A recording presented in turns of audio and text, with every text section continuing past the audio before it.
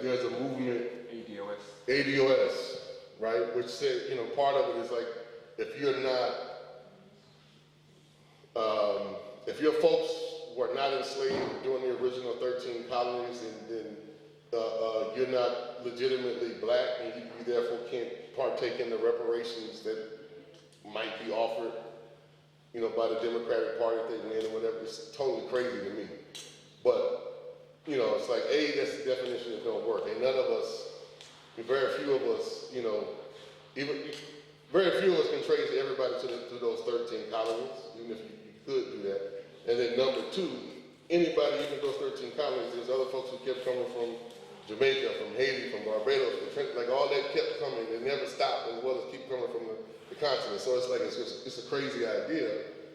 And so we fight that struggle to be like, no, I don't care where you're from. You know, like you got a place here. So that's a big thing.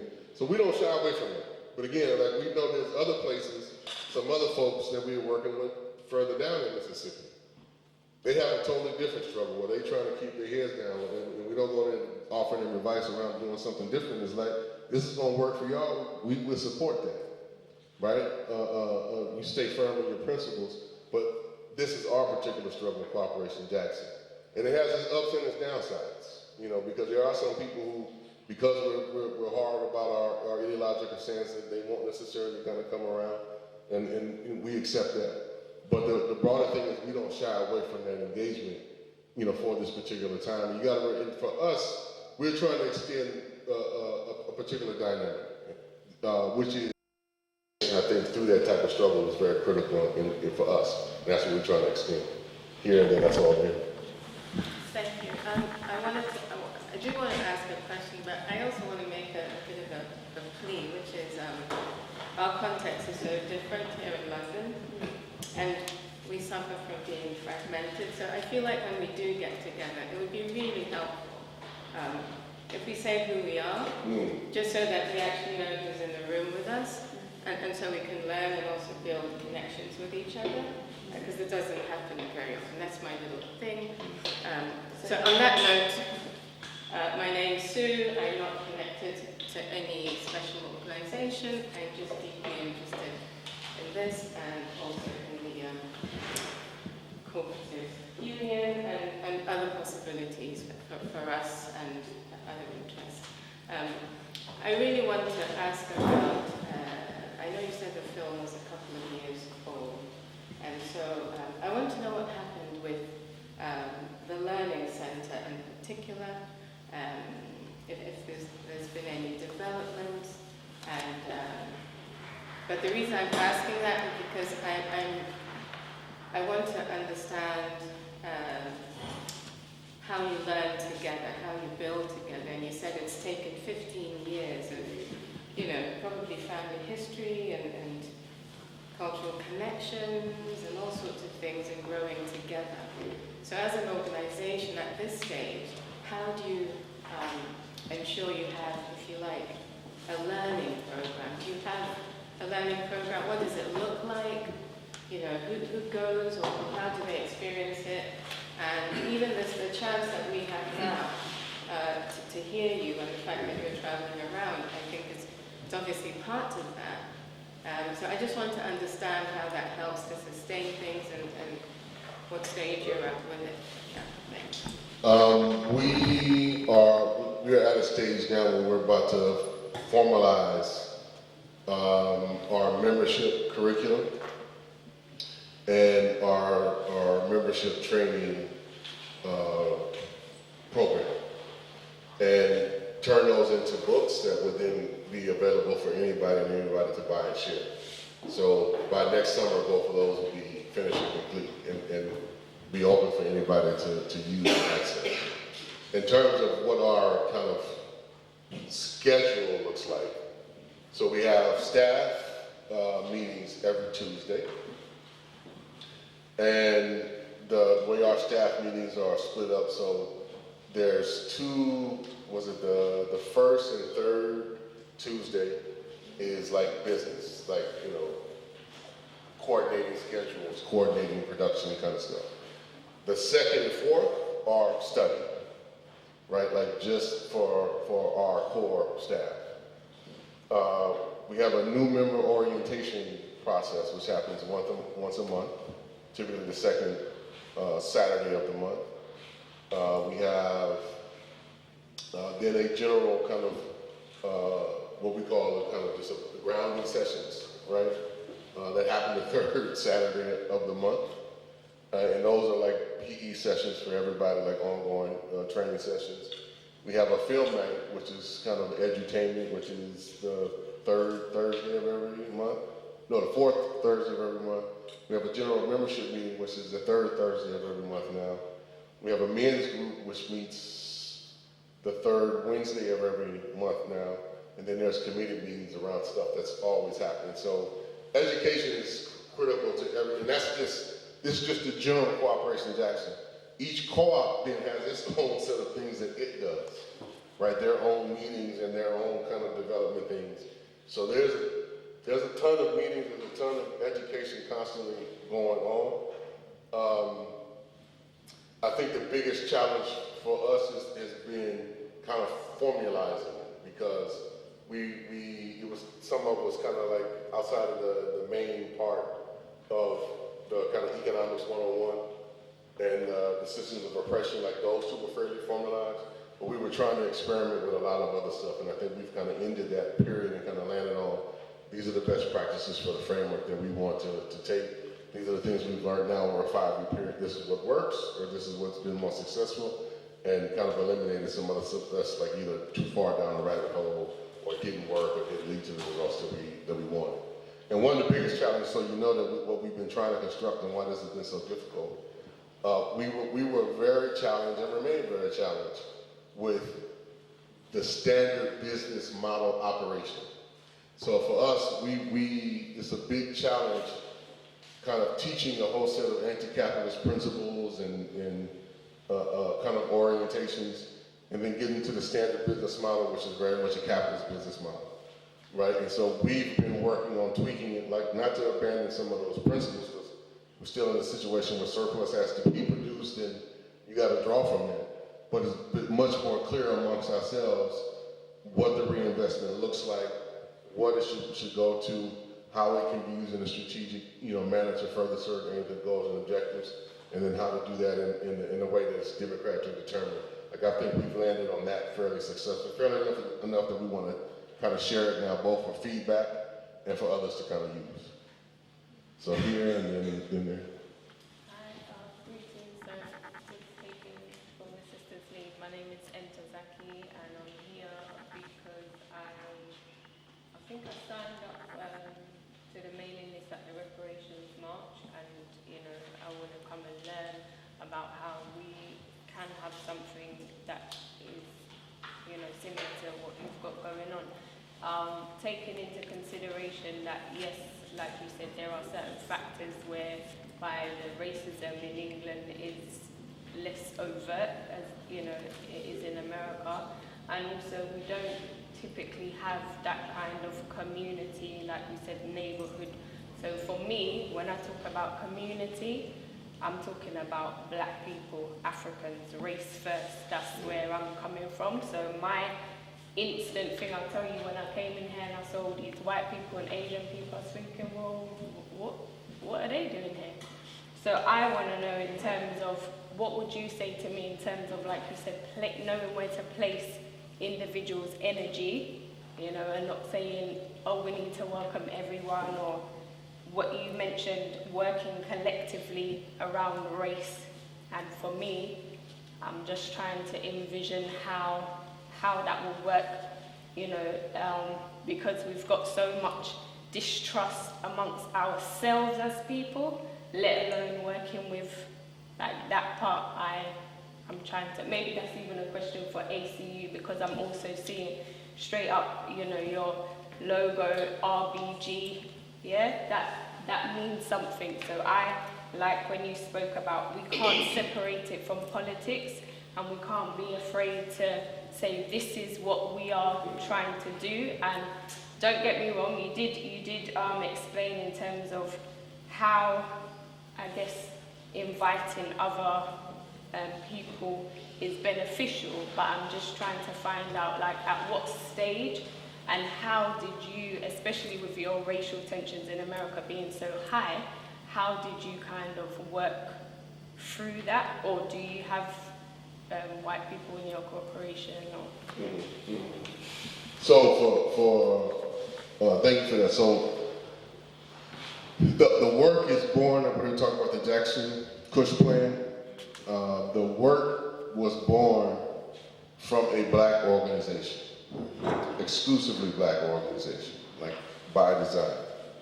And that is was like the political core. Cooperation Jackson is what we would consider a mass organization. So as that is open to any and everybody, right? But they have to be open to the political orientation that kind of emerges from that piece. So everybody understanding black liberation is core if you want to walk in and work with us, right? And learning that history, learning that narrative, that's a central thing to us. And then continue to learn about other folks' struggle. Now, there's a deeper piece, let me bring this up. It may be slightly different, but you get the understanding of where this is important for us. So Mississippi, now mind you, we're a project that we believe ultimately that based on what we've done so far, that there's a high chance that radical forces could have a major impact in the state of Mississippi within our lifetime. And that's based in part upon the demographics. So Mississippi is roughly 40% black, 60% white. There's not much else there, quite honestly. Like a small number of Choctaw, which is the indigenous land that we stand upon. There's not a heavy immigrant population there from like Mexico or Central America, primarily because the wages are so low, folks tend to go migrate further to the east to Georgia, Florida, Virginia, North Carolina, where there's a much bigger economy in those areas. So you still have that kind of dynamic. But 2 out of every 3 children that are born in the state of Mississippi are born to somebody who's black. And that is going on, but the basic trends, just by natural demographics, Mississippi is going to be majority black again. It was majority black once. There were 2 states in the United States that were majority black in history, Mississippi and South Carolina. And Mississippi didn't stop being majority black until the 1960s. So it's going to be majority black again. And so the critical thing that we have kind of recognized is that to the extent that there has been immigration into the state, we want to deal with the historical narrative of how people get enculturated into the United States. Most people come to be enculturated into the United States on the basis that leave them Native Americans alone or leave them black people alone. Even if you're black, if you're from Africa or the Caribbean, they'll tell you, don't fuck with them, excuse my language. Leave them alone. So that's the general orientation because we're not the ones doing the orienting. So we the ones that say, no, we're going to be the welcome mat. So whoever comes, y'all going to hear about this place from us and from our perspective. And it ain't going to be America's the greatest thing since sliced bread and apple pie. It's like, no, this is a place of profound pain and suffering. And these white folks are crazy, right? Like they're straight up, like understand who they are, what they're capable of. It ain't what you think. Which not to say don't work with folks, but that's one. So we want to be that welcoming committee. So it's very important for us to reach out to folks because we know our history. There's been a history of dividing folks and using other communities against us, right? Economically, politically, and otherwise. So we're trying to learn like if we can let them do it or we do it ourselves. And it's better we do it ourselves because at least people will hear about the conditions here from our perspective rather than somebody else. And they might want to create some alliances with us on that basis. That's number 1. Number 2, those demographics I was telling you, the number of white people that we need to move in our state in order to change the politics of our state is a known quantity to us. Mississippi only has 2.5 million people, right? 2.5 million people, even though it's larger than England, like the landmass is larger than England. So our state is like, is deeply rural to a certain extent. So the amount of white people that we need to move to just shift the state from being Republican to Democrat, even though I'm not a Democrat, I don't have no love for them, but just to give you a sense, to move it from Republican to Democrat, that's less than 500,000 people that we have to recruit to just flip from one thing to another. That's reachable, that's attainable, right? Most other places in the United States, that's far from attainable. And so for us, it's like, no, we know what the concrete number is and the work that we need to do to switch this up. So we have spent not an inordinate amount of time, but we have actively gone out and tried to recruit white people. But recruit them on the basis of come work with us, learn from us, get trained by us, on the condition that you're gonna go back to the eastern part of Mississippi and organize in your community to do the same thing. Now the results have been mixed because organizing white people is hard. It's very hard. Organizing white people to be anti-racist in the United States is very hard, I'll repeat that. So I got nothing but love for the folks who go and try, but oftentimes, in a couple months, they come running back to Jackson like, I'm leaving, I can't do this. You know, people get threatened, all kind of stuff, right? So it ain't easy, but it's a task for us that we know that we have to do and we have to crack. Because we, given the nature of how Mississippi operates, it's a state which is, the use of violence has always been that quick, right? And what we've often suffered from in Mississippi is not having somebody on the other side to at least even just give us a heads up that them folks is coming. So we looking deep in our history like what are the mistakes and what were the limitations? And not having enough kind of like white allies was a limitation for us historically that we got to try to overcome. Now for us it don't diminish, like I said, if you want to come in here and challenge, you know, like who we are and what we think is important, bye. Like, you know, we've done this great without you. We'll continue to do what we need to do. So we don't back down from that. It goes to Yoko. We don't back down from that. This is who we are. This is what this is about. You know, and we asking them. You know, you need to put the liberation of black people on the top of your agenda, right? Now that's easier said than done, but that is a precondition of folks coming in. So we don't back away from that in terms of any alliances that we do. You know, that's a forefront thing. And this is something that, you know,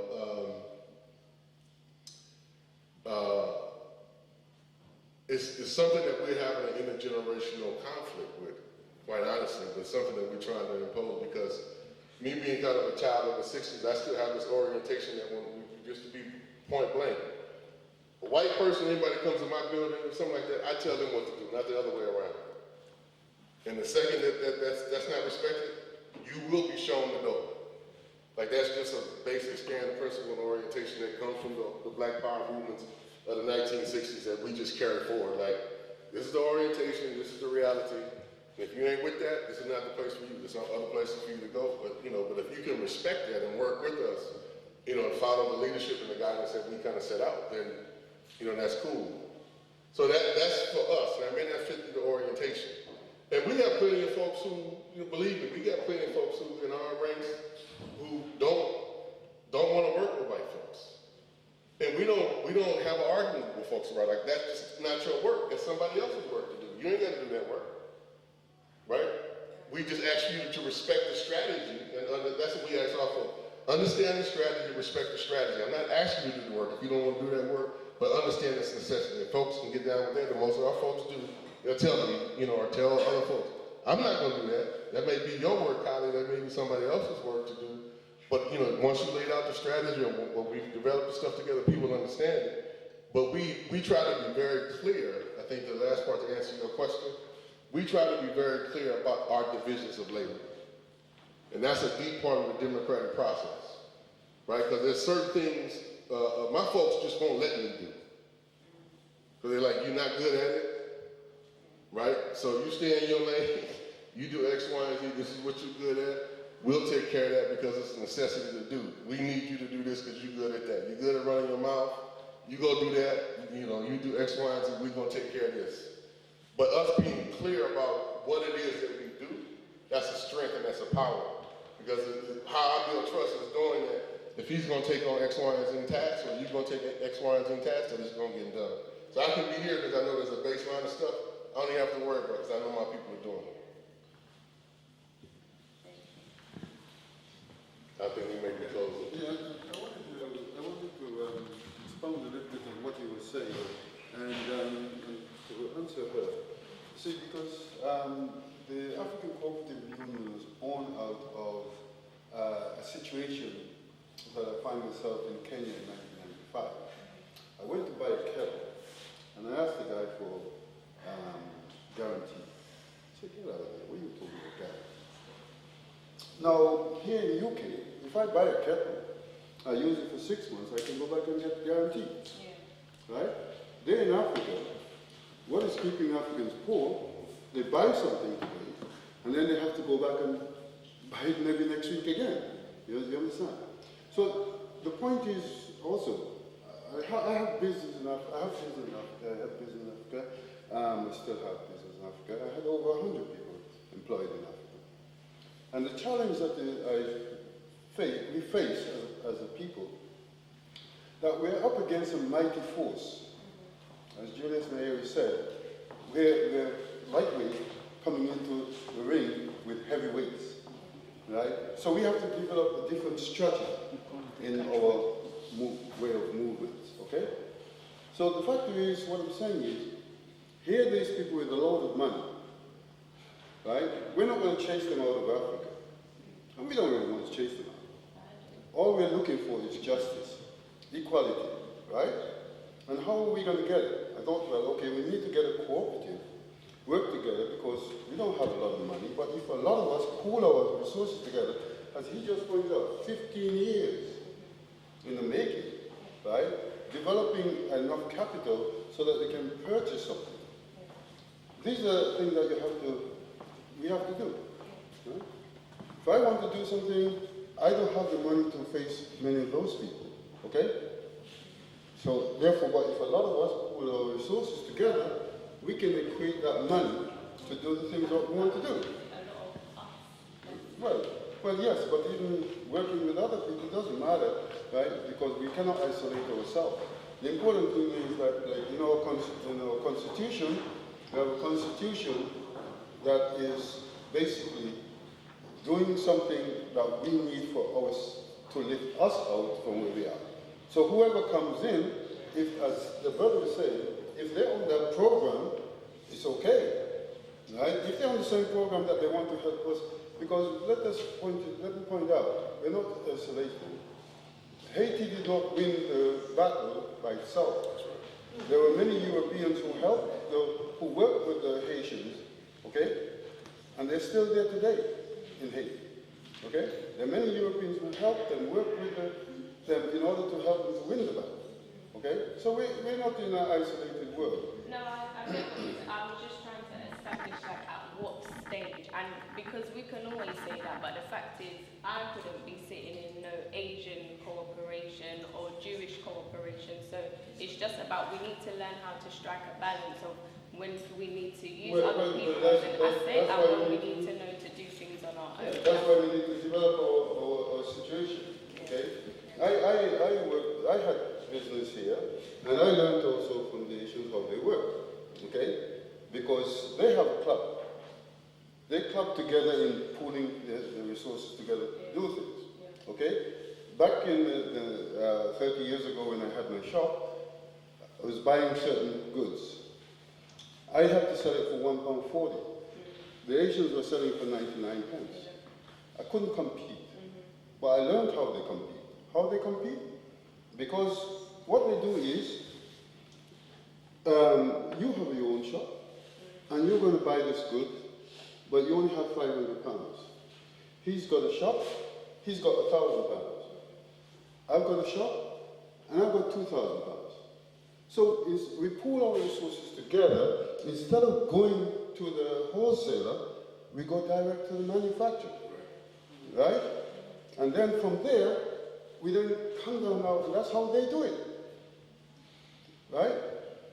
Even if they don't mind with the enemies, as long as they're working together in order to get that source. And that's why they're able to keep the prices down, but our people are struggling. And I've been trying to highlight that to our people for a very long time, okay? Because I learned it from them. Because they wrote to me, they wanted me to join their club. Well, of course, I'm not saying I couldn't join their club, but that's a different story. You understand? But at least I learned. And I've been trying to share that idea and information with our people that this is the way that you need to get into things, right? Okay, we need to start learning how to work together. And that's what the brother was talking about, is moving towards a cooperative, right? Because as I said, we don't have the finance of those people, right? But pooling our resources together, we can get there. Believe me, we can, okay? And that's what the brother is talking about. So, yeah? Just to cut through here, if anyone's got a vehicle in the car park, if you could let me have your number plate and we'll pass it downstairs so you don't get a ticket. That's great. So I'm going to hands down the calls. Brother here, and there was one here. So I'm gonna come back at this time. We're here. Yeah, I'm going to want to try to do this. I was interested in the film about the difficulties about the relationship with the labour unions down south. So I know that comes through. But I wonder what relationship, whether that relationship had developed, whether you've been able to influence them in the way they thought about economics. Question was about trade unions for folks who didn't hear in the back. We still trying. We're still trying. And the issue is not the rank and file. That ain't the issue. The issue is the bureaucracy.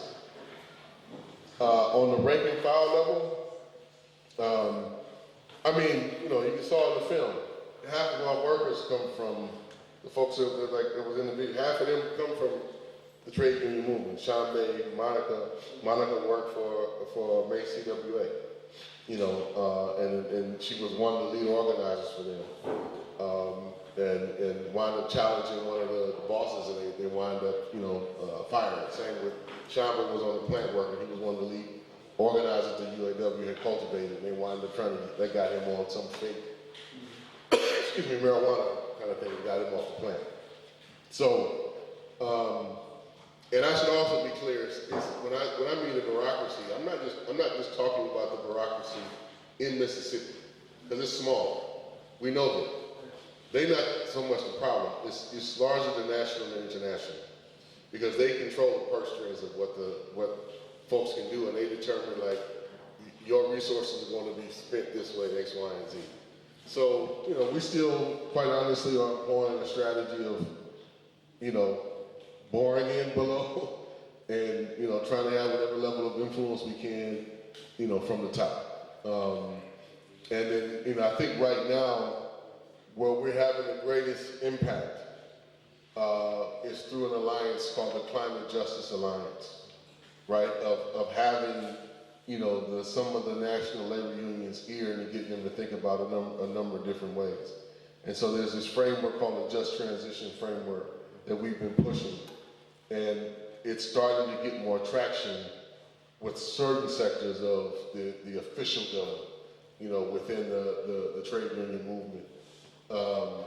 You know, and it's starting to move some of them out of just thinking, you know, about, because in truth, I would argue, and this may be cold, most of where they are at now, most of the trade union folks, because they know that they're not growing, they know that there's a shrinking percentage, they're primarily focused on protecting their pensions for the baby boomers.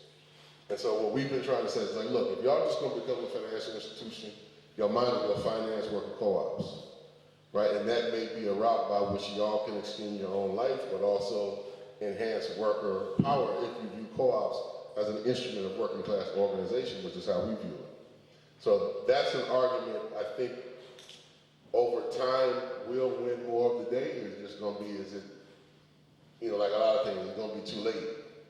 before they come around. So we're still trying.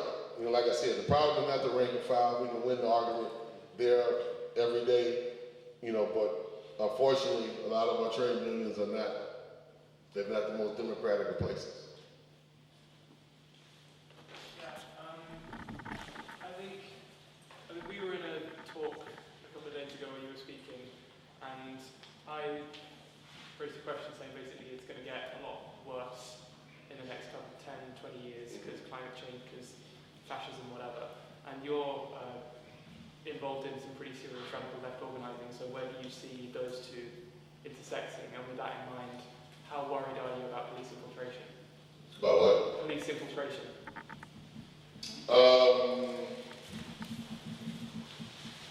I'll start with the last one. They're gonna do what they're gonna do. I mean, that's what the Black Liberation Movement taught. I'm sure it's probably 4 or 5 agents in my organization. I just assume that they're there and I gotta work around it. That's just how I was oriented. Like, if you're doing some effective work, they're gonna definitely send folks after you. So we just have to be more diligent around, is the money tight? Did we spend the money what we said the money was supposed to be used for? Is every penny accounted for? It's just a level of discipline that you have to have and execute, and just constantly monitor and keep folks accountable for. And there's been some little funky stuff that's been going on all along. And it's not gonna stop. The state gonna do what it's gonna do. We don't have no illusions around that, not given our history. So, and there is no effective means to stop them from doing what they can, especially nowadays. Come on. They can trace me. I got this cell phone in my pocket, so they know where the hell I am. They can turn it on and know exactly what I'm saying. So, and we live in an age now where we give half the damn information they want away to them willingly. So that shouldn't be a deterrent in our minds, I think, is what I'm trying to get at. Like, they're gonna do what they're gonna do. Our still job is to organize people to match their repressive power. That's not gonna change. Now, in terms of things getting worse, I'm one who believes, at least, as it relates to the climate catastrophe and the 6th extension event that we've been through, we done already driven over the cliff. And I think people should stop lying, to be honest with you, about some of the things that can be done. Because I think at this point, we're just trying to stave off like a 6 or 7 degree temperature rise. Just get it out your head that you're gonna stay at 1.5. That's gone. That threshold has already been passed. Even if we stop using all of the carbon emission, greenhouse gas emission stuff all at once tomorrow, over 2.0 temperature rise is already baked in with the loop effects that already exist, right? So the question to me is, what is the landing going to be? Like, how bad is it going to be? How hard is it going to be? And then who makes the determination of what the outcomes will be? That's the real question I think that we need to ask, right? And if, solutions that point to corporations determine that, I'm against. Solutions that point to, somebody, the nation state orientation, solving that, I'm also against. Particularly in this era, those two kind of go hand in hand because there is no transformed state that's not controlled by like a neoliberal logical apparatus right now. So that's why, be personally, to be frank with you, I have a big problem with how some of the labor orientation stuff I'm hearing about, the government's gonna have to be at the center of transforming X, Y, and Z. I'm like, are y'all serious? Y'all want this apparatus to run everything in a basic, like, I don't know how that makes any sense. Without a level of broad community ownership and control and a broader level of real democracy, which don't exist. Right? It don't exist. And let's not lie to ourselves and act like it does exist. Right? So that's an issue. I do think that we need to take eco-fascism real. Right? Like, take it very seriously.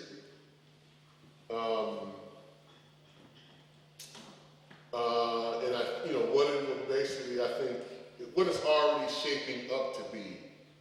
Let's not act like it's not in motion. What it's already shaping up to be is Fortress America and Fortress Europe. And everybody else be damned. Like, that's already in motion. Let's not act like that's not in motion.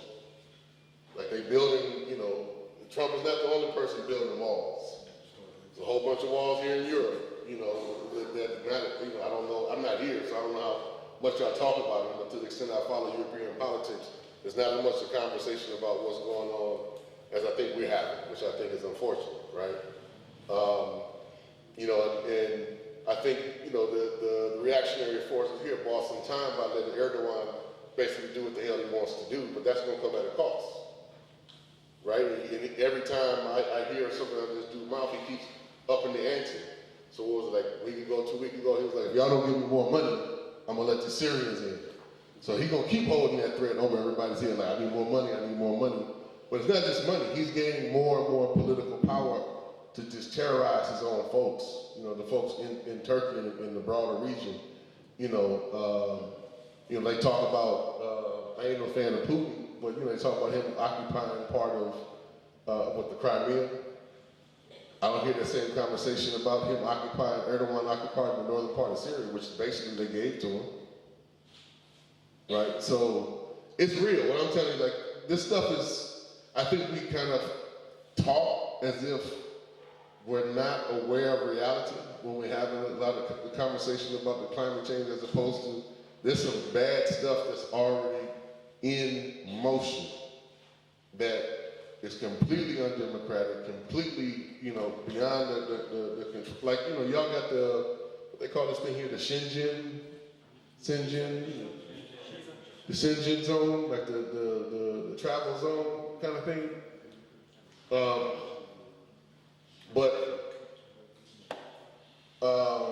Last I heard, they're not letting nobody into Spain or Italy. They're turning boats away. They're arresting women for the one German woman for bringing folks in.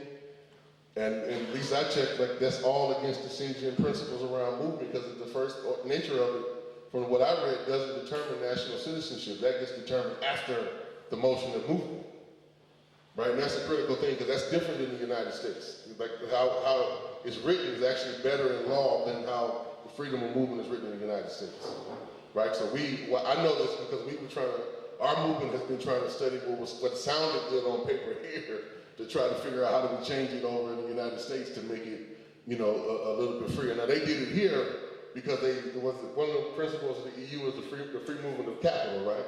Like, that's one of the enshrined things. That's not an actual enshrined thing in the United States, believe it or not, right? So with the United States, half of the United States Constitution is enshrined in its actual implementation is enshrined in, like, what's called commerce law, right? And the federal government controls that, not the state governments. So, like, anyway, I'm going down a rabbit hole, but like the freedom of movement is not a guaranteed thing in the United States. Y'all folks should know that. So, and how that applies to like how labor can move and who can move. Because a lot of that stuff is restricted on black labor and what it can do and what it can't do, which is still shrined in a lot of law, right? Like in the South, that they intend on bringing back. So I do think it's going to get worse, and this is how we've been trying to deal with it. So very deliberately, we focus on land for some stated obvious reasons, but there's other set of reasons, like which is trying to anticipate the future. And why we focus in on food sovereignty so much, as that's one of the outcomes around land. Like, I'd rather anticipate that there's going to be a major crisis, which I think there will be, and be able to control the food production in my own community, so that when the shit hits the fan, folks don't go crazy trying to figure out how we're gonna feed each other. And if we can feed each other, that means we can have social peace in the midst of chaos. Because when people get hungry, they do crazy shit, right? Real quick. So when we got a situation like, we can at least guarantee a certain level of caloric intake down the road because we control X, Y, and Z. Right, it may not be the most economically feasible thing, or it's not the thing that's going to make a whole bunch of money. Like, we were very clear and aware of that. We could make other choices to make more money, and we've known that from the beginning. But the thing is trying to look down the road with our strategic thinking that the climate is going to be worse. That's why we're focusing on that. and why we also trying to do like the community production. Because I anticipate there may come a time when certain goods are not available on the market because the market doesn't exist. I might not be able to go across the river to buy anything, right? Just knowing the racial dynamics of certain things don't change. I want to have a situation where I don't have to go across the river. If worse come to worse, to be able to take care of my basic necessities, including protecting myself. So that's why we've made certain strategic, decisions. And we get criticized for certain things that we've made, by other forces in the movement. They're like, you guys have chosen to do a lot of cooperatives which don't yield, as much kind of economic profit as other things. And we're like, yeah, we know that.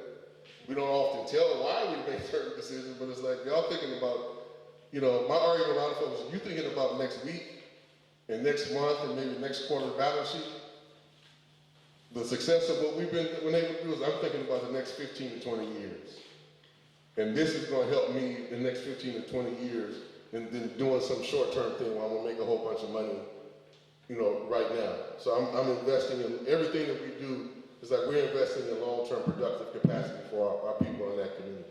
That's how I would argue that all of us need to be oriented. If you have the means to do so, that's how we all need to be arguing. And you may have heard me saying it's something I do fundamentally believe in, something that I know we've been using as a talking point to try to wrap people's heads around is that the skills that you need to survive Armageddon are the same skills you need to transform society. And to think about it that way.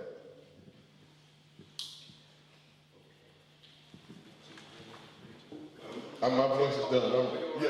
I'll keep, you spare me if I stop. I think, can we just have one more because we need to... Somebody tried to ask a question. Yeah, okay. Let's take one more. The sister in the back. Yeah, sorry, I've got a tablet on my laptop, I can't stand up, and I've got a cold as well, so apologies if I start coughing. I'm bearing in mind the sister asked us to introduce ourselves. I'm Judy Richards. I'm from Global African Congress, which is an international reparations organisation. I wondered, are the people involved in the co-op local, or do they come into the area? If they are coming in, does that create tensions because they're not local? And how do you publicise what you're doing, but also keep it safe? Right. So, most of the folks are local. The vast majority of folks are local. But we are recruiting folks to come down. And we make no secret of that. Like, we want folks to come. We need capacity, and quite frankly, we need more people. There's plenty of room and extra capacity. Jackson is under 200,000.